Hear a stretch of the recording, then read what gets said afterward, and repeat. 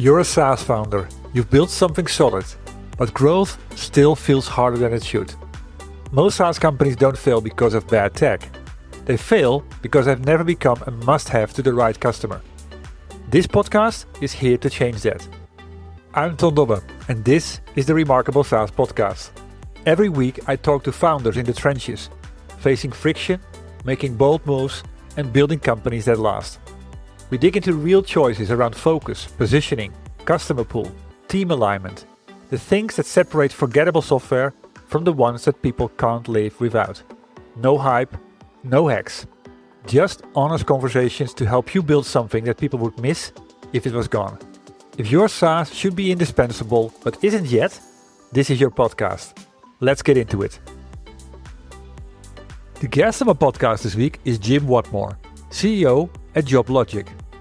Our tagline for Joblogic is grow with Joblogic. For us, it's personal. And it's personal because of the tenure of a lot of my team have been with us for a long time, and a lot of our customers have been with us for a long time. And there's a lot of value in that, that we're present and that we're on the ground and that we know our customers. And it's more difficult to achieve that in a different geo without a bulletproof strategy. This is Jim. We dig into why he walked away from US customers to focus exclusively on UK and Ireland, and how the geographic restraint became his advantage. You'll hear why he stayed trade-agnostic when others specialized, and how he 4x'd his business in 2 years after a decade of patient building. The conversation reveals what earning your market actually means, and what happens when you finally own it.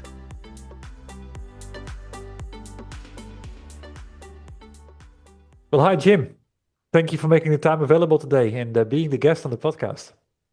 Thanks so much for having me. Excited to be here. That's likewise, particularly because it's a topic dear to my heart. And people that know me understand why. Coming from the ERP world and also having to do something with the field service world, although we never really took the momentum there. So interesting to see and to speak to an entrepreneur that actually has nailed it. So before we start talking about the journey of the company and everything that you did to be where you are today, what drives you? What energizes you as an entrepreneur? I think it's the people that I work with, both the team and the customers. I've got a really good relationship with the customers, having worked in the industry for so long. You end up, when you're around something for so long, getting a fairly deep level of domain knowledge and understanding their challenges in their business, but also scaling a team from what was 11 people when we did a management buyout in 2013 to 500 today. Met so many great people, worked with so many great people, and I think it's the team dynamic that energizes me. And I'm fortunate to be in a position where I'm leading such a great team. But that's what brings the energy for me every day. Yeah, well, that's a great segue or a bridge towards the business then, because I see that you have a long history with this company, Joblogic. Started in 2000, and what you told me is that you started in the sales role, and at some point you became the CEO after doing a management buyout, and then taking it from there. But before we start talking about that journey, what is or what was the big idea behind the business? How did it get started? Yeah, so the business was started by a company called Carter's, Carter Thermal Industries. They are a refrigeration and mechanical and electrical engineering company based in Birmingham, in the same city as us. And they install, service and maintain mainly refrigeration in the large supermarkets in the UK. And they had a need for a piece of software, so they built one. And then a bright spark at Carter said, hang on a minute, we've got something here that we can sell to other service and maintenance companies, maybe our subcontractors, they use contractors, and also their peers. So it was a business idea, and a small business was formed out of that concept. Okay. That was early days then.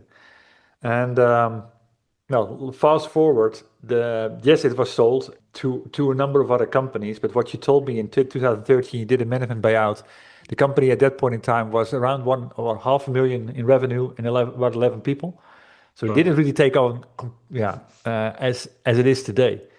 So what made the company decide to sell off? or what did this make you decide I want to buy this and make it bigger? Yeah, it was a relationship with my co-founder Jakub, who joined the business in 2007. Yeah. I quickly realised that he was a great developer and built a really good mobile app for field engineers. And I got really excited about the idea of working with him and building something amazing for our customers. And it took a while, but eventually we convinced the owners of Carter's to sell the business to us, and they were really helpful in that process and generous in that process and giving us the chance to do it. And Yeah. we didn't look back after that. We built a cloud version of Joblogic and had some amazing growth for the next 10 years following that, until we took some minority private equity investment from Axiom. Yeah. Well, that's of course that now you're really, really spinning things off. But I mean, like I said, you told me that you were 500,000 in revenue back then. You told me that you grew the company in the next 10 years to about 9 million, and then took some funding to then quadruple the company in the next 2 years. Or, yeah, actually 2 years. So that is really like the real hockey stick almost. Um, I want to kind of pull. How do you say that? Peel an onion here. What has been a fundamental thing that you've done on that journey that allowed you to start growing like you're doing today? Yeah, I think the first thing was that we built the cloud version of Joblogic. That was our priority. Yeah. We took the appropriate amount of time over it. We didn't rush it. Hmm. We were in a bit of a race with some competitors, but we knew that as long as we continued to support the current customers and assure them that we were working on the next gen of field service tech, that they would stick with us because of the good relationships that we had. And it took us about 4 years to build a version of Joblogic in the cloud that had parity with the older system. But we wrote it from the ground up. We implemented multi-tenancy, and we also leveraged a big development team that we built in two Asian offices in Pakistan and in Vietnam, Hmm. through personal connections again with people in our team. And that enabled us to build a great product whilst remaining bootstrapped and continue the organic growth in the UK and Ireland, which is where the majority of our customers are. Yeah, exactly. Because you really focus on indeed UK and Ireland. Yeah. So what you did is at the end be very resourceful with the money, stay bootstrapped. But I mean to be play devil advocate, creating a version that runs in the cloud that's parity with your initial solution, your original solution that was running on a desktop. At the end, it's also table stake. You have to do these type of things. So what have you done in order to create competitive advantage? Because that growth didn't come from just creating a cloud version of it. That's right. Yeah, I think one of the decisions that we took early on was that we would remain trade agnostic within field services. So there was a Okay. temptation early on to focus on one of the verticals within service and maintenance. So we could have opted, for example, just to focus on air conditioning and refrigeration or plumbing and heating, but we remained agnostic. And what we realized quite early on was that field engineers, their workflow is very similar, regardless of the work that they're actually doing. They go out to site on either a planned or reactive basis. They install, repair, service something. And what differs is the workflows that they capture in the field. So we made sure that our mobile app was able to cope with all of these different workflows. You could call them mobile forms if you like. But we realized there was a generic way to do this and to appear to our customers as though we were very specific to their vertical, but enabling us as a business to remain agnostic. And I think that was the key to unlocking the growth in the market and realizing the potential of the size of the market. Has that got to do maybe also with the fact that certain verticals, I mean, it always goes up in waves. Certain verticals accelerate, other verticals die a little bit. I mean, just to kind of give an anecdote from my background, we sold to service-intensive companies, which were either professional service companies or on the other extreme spectrum, local governments, and everything in between. But we also saw that in particular years, government was really, really booming. In other years, it was completely dead because of elections, and then the other things took over again. So the horizontal aspect is a really good strategy there, but to put your eggs into multiple baskets is another one. Yeah, and I think the other thing that we realized is that if we wanted to move up market, and not just focus on SMB market. The bigger the service contractor, the more likely it is that they do multi-trades and they offer a holistic facilities management service. So there was a necessity in remaining agnostic in terms of the trades so that we could fulfill larger clients. And we were successful in that, and our ACV increased over time. Started in the SMB sector, moved into mid-market, and now we have some really great blue chip clients as well. So we were able to service the whole sector and access the whole of the TAM. Yeah.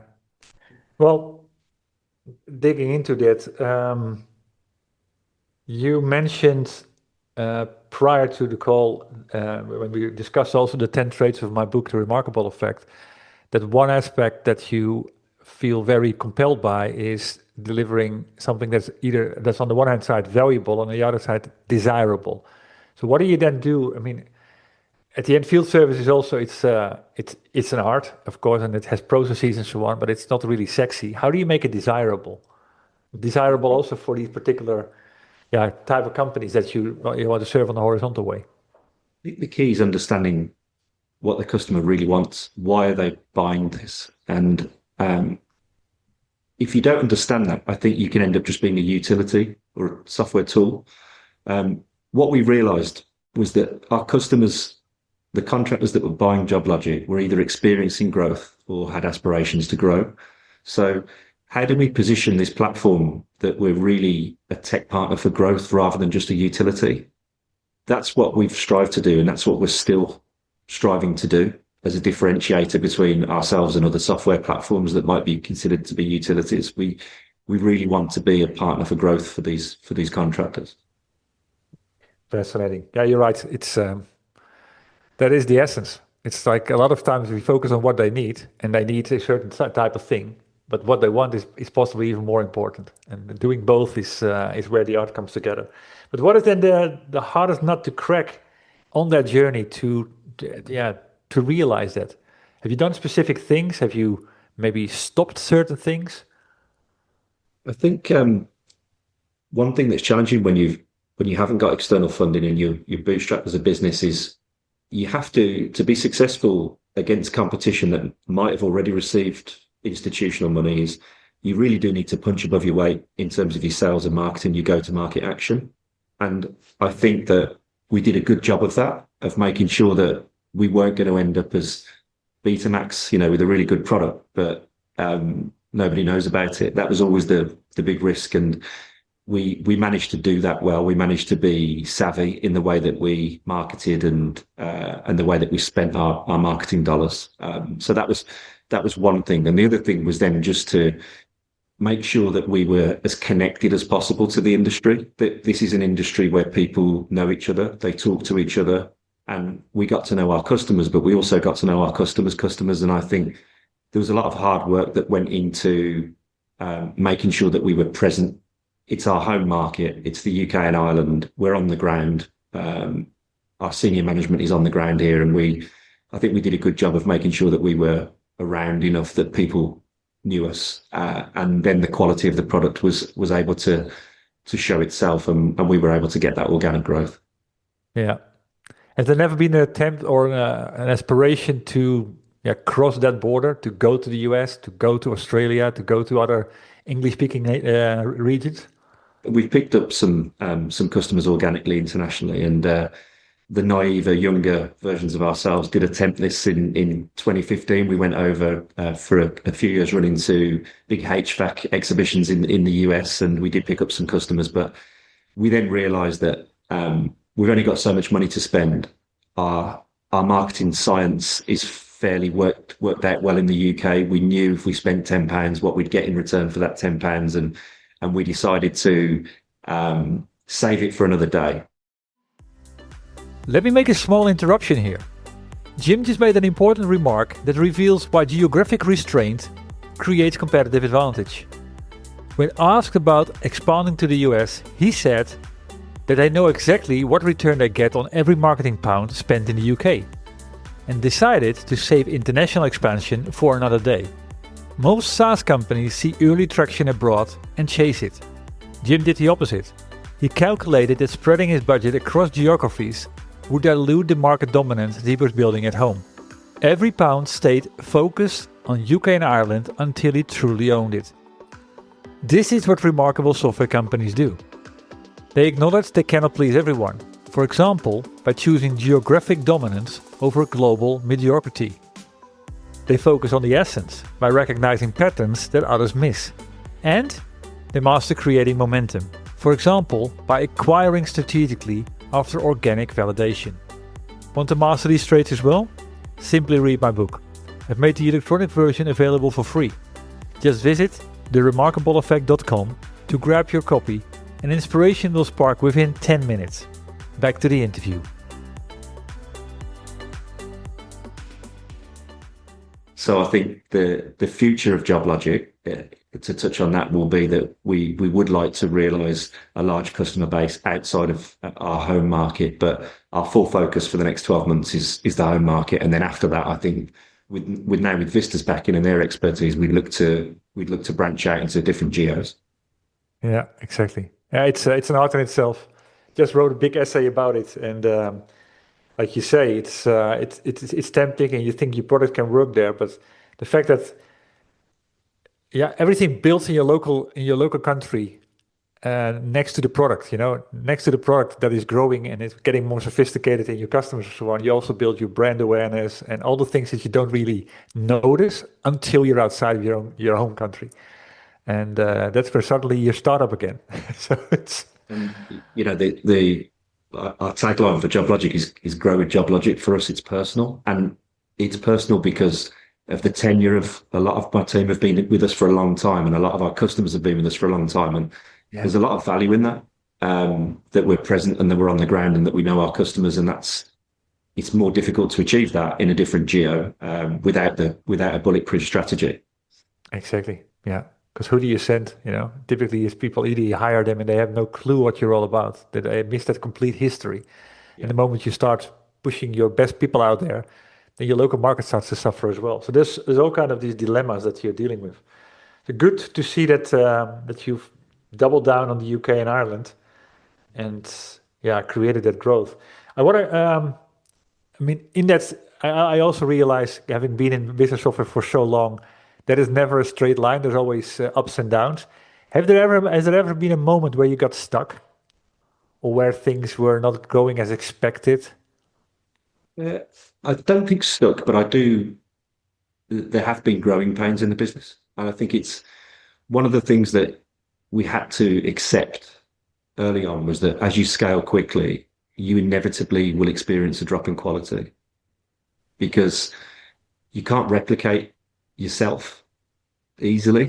You know that when the team is 11 people, that everybody can do everything and everybody's an expert. And then you scale a team, you hire some really great people, but there's a ramp then to domain knowledge, to platform knowledge, to understanding the way that the customers work. So I think the important thing there is to keep the comms with your customers as good as possible, and explain to them that you're also on a growth journey, and stick with us. We're going to return to the quality level that we might have been at 3-4 months ago. And I think as long as you realize it, expect it, and plan for it, that's how you scale. But you have to let go of this idea that everything will always run at the same rate in terms of quality, because it's impossible.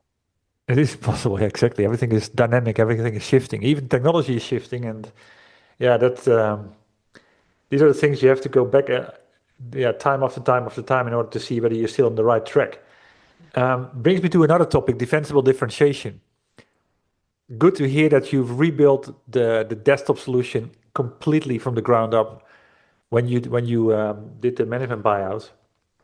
But now it's 12 years down the road.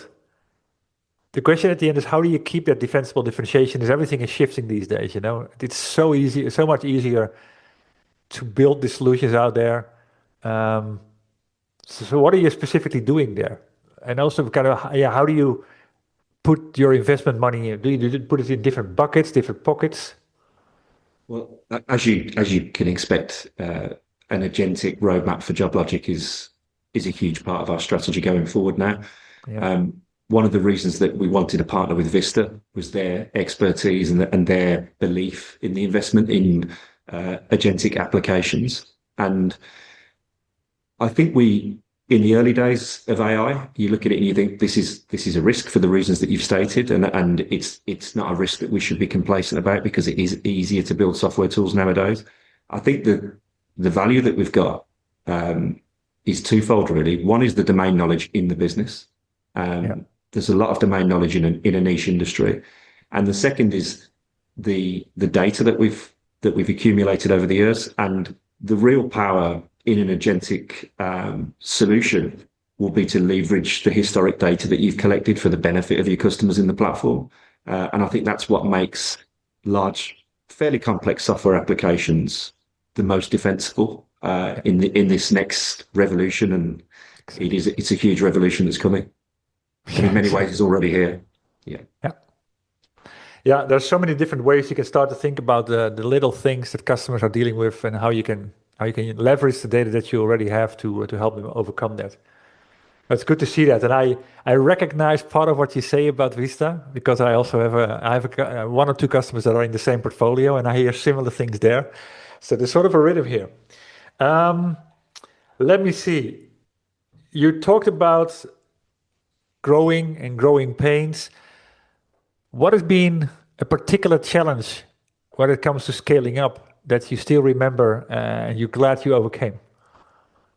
I think assembling getting the right people on the bus in terms of the senior management team. After you've built a product and you've got a good product, you've got a good go-to-market engine.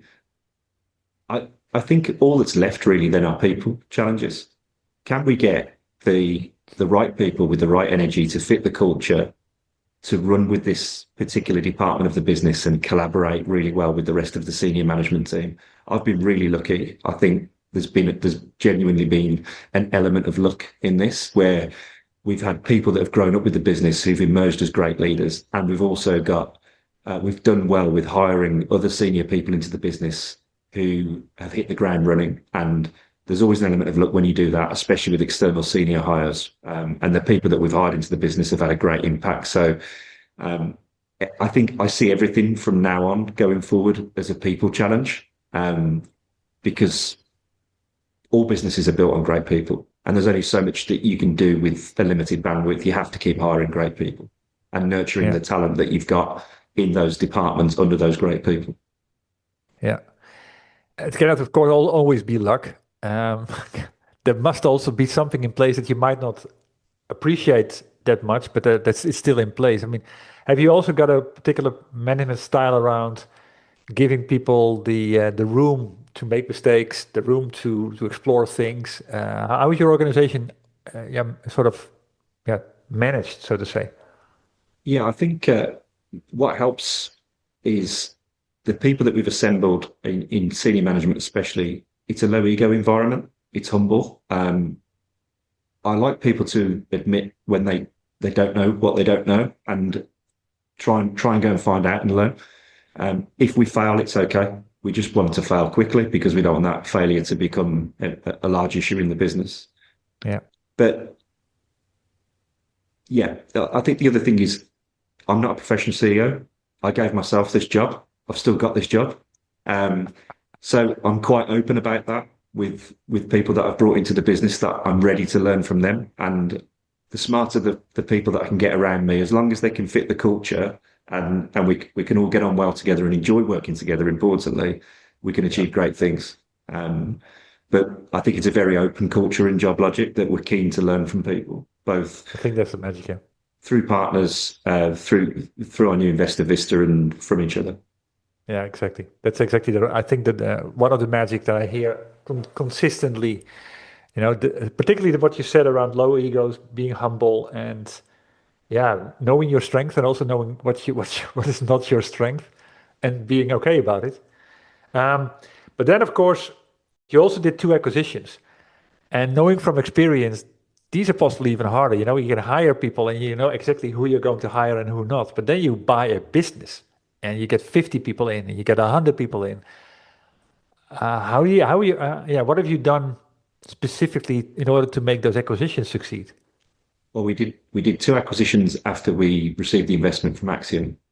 We did one immediately, that was a business that we knew very well. They were a competitor of ours. Again, there was legacy technology. So it was a customer book acquisition. We'd already migrated the Joblogic desktop customers to our version, to the cloud version rather. So we knew that we could hopefully repeat that. And we bought a great business called Protein in Coventry, and we're having great success now moving their customers from Protein to Joblogic.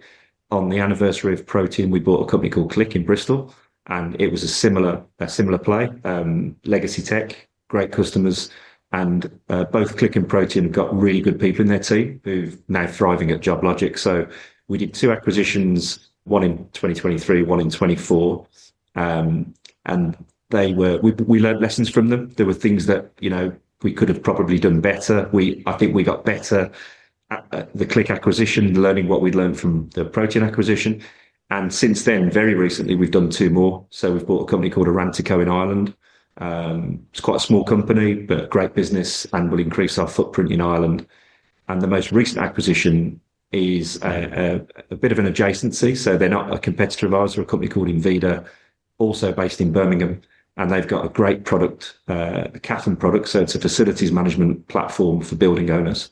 And we're really excited about the fact that we've now got a product to effectively sell to our customers and use our web of connections in the built environment in the UK. Yeah, that's super, super powerful, because that's almost a logical extension that every customer will be able to take on and add some value with as well. But I want to kind of zoom it back a little bit about your first acquisition, and you learned a lot of things, and then you had your second acquisition a year later, and you took some of the learnings to avoid mistakes. Do you have an anecdote around one of those learnings that became important to not fail again on? I think with Protein in particular, we probably could have done a better job at analysing the nuances between the different platforms and what really mattered to some of the customers. And I think, for full transparency, I think we underestimated a bit of the development work that needed to be done. I think we've done a good job at supporting those customers and looking after them, and we've had some really positive customer events. But if I was to do that again, we would have spent more time looking at in granular detail at product differences that matter to customers, making sure that we were ready to get those completed as soon as possible. On the team side, I think sometimes you can try and do things too quickly, and it can potentially unsettle people. And I think we learned some lessons from the first acquisition that you don't really need to go so fast. You can just make sure that people all feel really secure, have got clear direction as to the travel of the business and the vision of the business, and maybe take your time a little bit. I think those were a couple of things that we learned from that acquisition. But overall, we've inherited some great people, and we're really pleased with the deals that we've done. Yeah, I can imagine.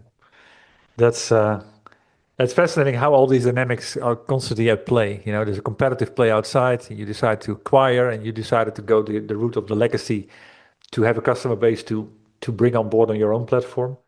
And then with your recent acquisition, you also decided to go into some adjacency things.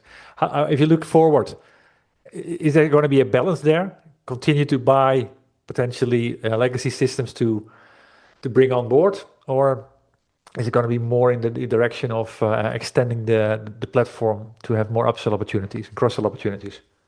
I think we're keen on acquisitions if they're the right fit for us in terms of product and market fit. I think that an expansion into another geo would possibly be by acquisition. It makes sense, to my earlier point, that you would get a really great team with really good connections on the ground that you can build on top of, and that you can add perhaps your product or your go-to-market expertise to help that business accelerate quicker.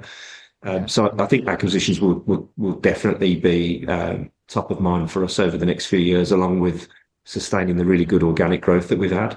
There's a huge opportunity with AI to create a really valuable agentic layer in Joblogic. There's quite a big problem in the industry at the moment that my customers face, which is a shortage of skilled engineering resource. There are lots of field engineers that are coming to retirement age. They're not being replaced at the same rate. There's a shortage in the industry. So we've got a big opportunity now with AI is to how do we help our customers do more jobs with the same resource? How can they win more contracts without necessarily increasing their overhead? It's a clear goal. It's something that we can prioritize the building of an agentic layer to help with. And we're currently now already bringing AI into the product and brainstorming exactly how we can help with our customers and fixing that particular problem. That's a particular problem we can focus on. Yeah, I like how you connect this, not only that it's cool technology, but actually it can solve a problem that was super hard to solve before because the problem has been around, but it's now accelerating. And now you have the right technology to actually nail it and do it in a way that's, the way it should be done. Yeah, it's an exciting time. Exactly, yeah. Looking also at the time, two more questions. What is a metric that you've stopped tracking that you've always been, that you thought was crucial in the earlier days of your journey with Joblogic? Personally, I think that in the early days of Joblogic, when you're wearing many hats, was very conscious about cost control in the business. The business still tracks that, obviously, but I've got a CFO now that does that. I've hired a really great CFO into the business. So it's one thing that I don't have to worry about as much anymore, and I can focus on the culture and the team and growth. I think all of these metrics that we were tracking early on were pretty much still trackings, but I didn't know what the rule of 40 was, Tom. I wasn't, I hadn't had that coaching. I just knew that a business needed to, if you're bootstrapping, it needed to be profitable, and the faster the growth, the quicker we would get to a point where Joblogic was established as a brand.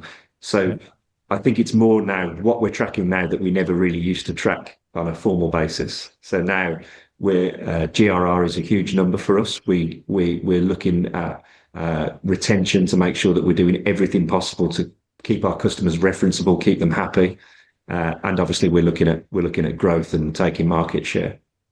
Exactly. That dynamic is the first part about the customers and the referenceability of customers. The reason why I wrote my book, The Remarkable Effect, because they need to remark about you.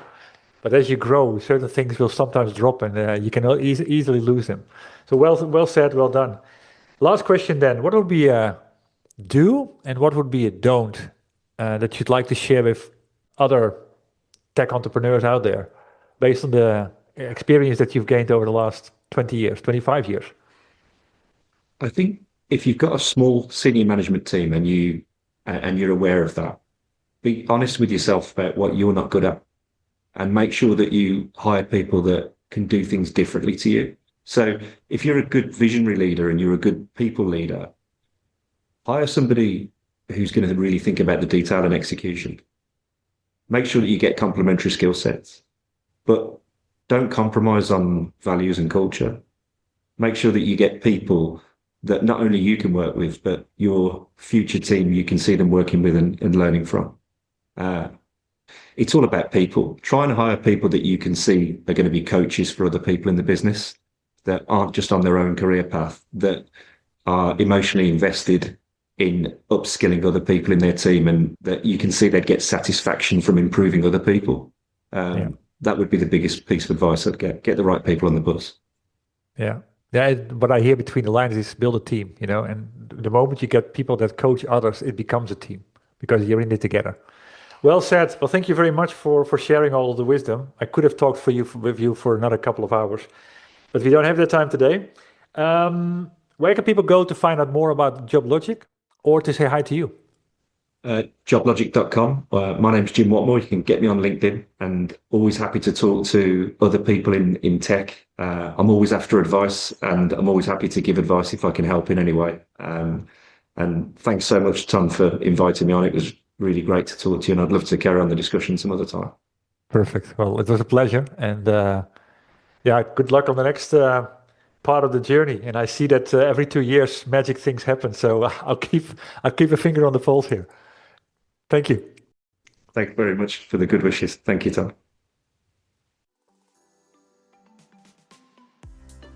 And this wraps up my conversation with Jim Whatmore, CEO at Joblogic. If you got value from this episode, please share it with other SaaS founders who need to hear this as well.